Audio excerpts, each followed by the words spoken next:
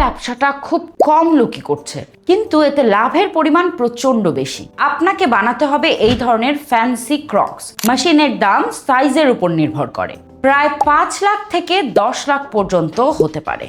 এতে ব্যবহৃত প্লাস্টিক আর রাবারের দানা প্রতি কিলো 40 থেকে 50 টাকায় পাওয়া যায়।